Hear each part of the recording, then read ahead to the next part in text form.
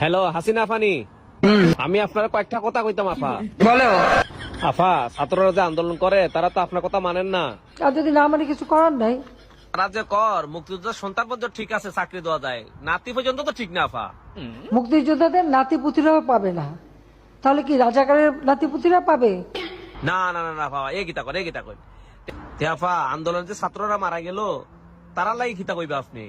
যারা মৃত্যুবরণ করেছে তাদের আত্মার মাগফিরাত কামনা করছি।